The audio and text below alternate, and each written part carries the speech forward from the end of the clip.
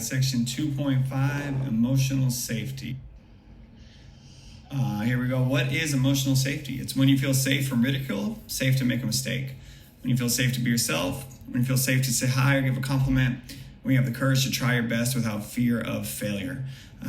When this is built in, you can see the difference in your campers and your coaches. They feel more free to be themselves, to try hard, like it says here, to make a mistake. It's easier to try your best and take the shot if you know if you miss a shot, no one's going to make fun of you or laugh at you or give you a hard time. You'll still be accepted. So it's a big part of what we want to create here in all of our environments, and especially at camp. How do you build emotional safety? That's a big question and really important.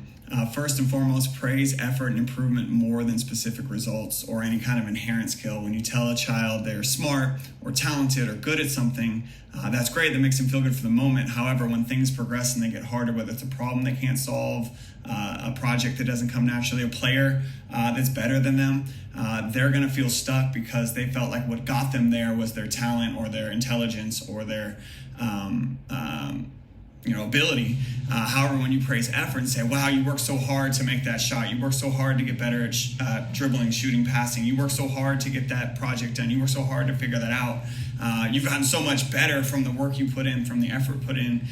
Then they feel like that's what got them there. And when they come up against a kid that's better than them in a sport per se, they know if they go back and work harder, they have a chance to compete at a higher level. If they come against a project or a problem that's challenging for them and they don't immediately know the answer, they know double down on effort. That's going to create improvement, which is going to let them succeed in that setting as well. So that first one's really important so that they don't get down on themselves. You see those kids that fail and kind of instantly, whether it's cry or get upset or act out or go and kind of sit in the corner alone. And that's because they feel like their value comes from success or results. And first and foremost, their value comes just from being a kid and being human and being a part of our environment. We want to show value and love just for that. And then we want to encourage effort and improvement so that they can see the results they want rather than just fixating on the results. Next one we have here is model confidence in giving your best, making mistakes, and being kind to others. If they see you doing it, they're going to do it as kids. If coaches see you doing it, they're going to do it as coaches. So that confidence to do your best is a big deal. To run, to yell, to dance, to whatever it is, to kind of live in that moment. If someone sees you doing it, that's going to be a permission to do it themselves. Make that mistake, right? I would almost look for moments where I knew I was going to make a mistake and show that I could live with that and embrace it and kind of bounce back from it. Being kind to others. If you do it, if you say hello, if you nod and smile and wave and greet people and get excited to see someone, that's going to become the social norm. And others are going to do it, and it feels good to be received and seen and acknowledged and said hello to. After that, model zest, enthusiasm, fun, a carefree attitude. Allow yourself to look and act silly in the right moments. Obviously, if you're instructing an older group, you might want to focus more on the educational side or the improvement side. However, there's always moments at camp or a program to let your fun side show and to take the cool jacket and take the cool shades off. Immediately intervene in any destructive behavior. So if you see a kid roll their eyes, making fun of another one, name calling, and that's most important after a mistake, you want to definitely step in. So the most common example I see is maybe someone missed a layup and the teammate's like, oh, dang it, or you suck, or my team sucks, or maybe someone, they're trying to build a spaghetti tower and they break it or it falls or whatever, their piece of tape comes out. Oh, dang. Like even if it's just kind of small internal thing, it's felt by the other one. Most important thing is to build up the kid who's feeling down at the moment. Oh, no worries. Everyone misses a layup. Michael Jordan missed layups. Kobe Bryant, LeBron James, Steph Curry. Everyone drops a pass. Everyone, makes a mistake when they're building a tower or doing a tough project. Like that's no big deal. I'm impressed that you're able to keep going. Like praise that so that kind of tell them what they could be. And then take that kid that maybe made that comment and privately most likely, and how do you think that made your teammate feel or your partner feel, and was that your intention, and do you want to be successful here, and if so, helping them understand that confidence in their teammates is going to help them, and confidence from them is going to help their teammates build confidence. Train your coaches to do the same. You're one person, you modeling it will definitely help, and then you make sure you model it for them.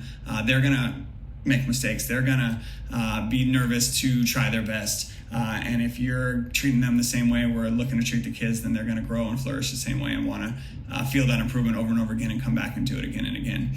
So I just want to kind of go back and highlight the opportunity to make mistakes encourage that ahead of time. Like if you're doing a ball handling drill, something I would always say is push yourself until you lose it. And the first kid that lost the ball, I said, great, you're getting better. Everyone else go harder. If you're not losing it, then you're not going past your comfort zone. And take that same analogy and apply it to whatever your program is.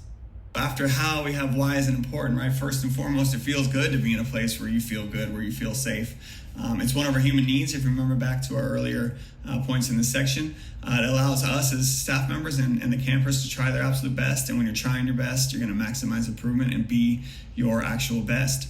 Nothing feels better than that glory and thrill of an all-out effort. No accomplishment that comes easy really feels great. Happiness we define as the joy you feel when you're working towards or striving towards being the best version of yourself.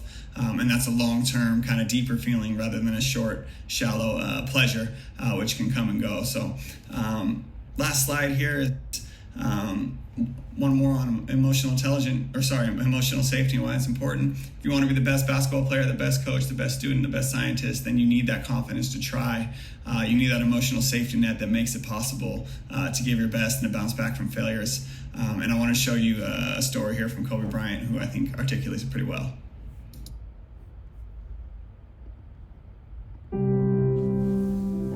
Whether you score 0 or score 60, I'm going to love you no matter what. Wow. Now that is the most important thing that you can say to a child. Because from there, I was like, okay, that gives me all the confidence in the world to fail. I had a summer where I played basketball when I was like 10 or 11 years old in a very prominent summer league in Philadelphia called the Sunny Hill League. My father played, my uncle played, and they were like all-time greats and stuff. And here I come playing, and I don't score 1 point the entire summer. Really? Not one. How old were you? 11, 10, 11. And you're playing against other 10, 11-year-olds? Uh-huh. Or you didn't score once? Not one. Were you in the game? I was in the game. How'd you not score? Because I was terrible. Really? Yeah. That 10, happened. 11 years old, you were that Awful. I mean, and I had these big knee pads on because I was growing really fast. I had socks all the way up here, and I had like the pod top Skinny, fade, like skinny as hell. And I scored not a free throw, nothing, not a lucky shot, not a breakaway layup, 0 points. And I remember crying about it, being upset about it. And my father just gave me a hug and said, listen, whether you score 0 or score 60, I'm going to love you no matter what. Now that is the most important thing that you can say to a child. Because from there, I was like, okay, that gives me all the confidence in the world to fail. I have the security there. But to hell with that, I'm scoring 60. Let's go. Right. From there, I just went to work. I stayed with it. I kept practicing. I think that's when the idea of understanding a long-term view became important. Because I wasn't going to catch these kids in a week. I wasn't going to catch them in a year. Right? So that's when I sat down and said, okay, this is going to take some thought. Right? What do I want to work on first? All right, shooting. All right, let's knock this out. Let's focus on this. Half a year, 6 months, do nothing but shoot. All right, after that, all right, creating your own shot. And you focus. So I started creating a menu of things. When I came back the next summer, I was a little bit better. Right? And then you'd be like, I've got my jump shot from 15. I got my jump shot from 15. I got my three-point shot, like just open shots, not miss open shots, right? Be able to shoot it with speed because those kids are so much more athletic. Yeah. And then the next time I came back, I was a little better. And the summer came back. Next summer, I was a little better. I scored. Yeah, it wasn't much, but I scored. And this is 12, 13. 12, 13. And then 14 came around, back half of 13, 14 years old. And then I was just killing everyone. And it happened in 2 years. And I wasn't expecting it to happen in 2 years, but it did because what I had to do was work on the basics and the fundamentals. While they relied on their athleticism and their natural ability. And because I stick to the fundamentals, it just caught up to them. And then my body, my knees stopped hurting. I grew into my frame.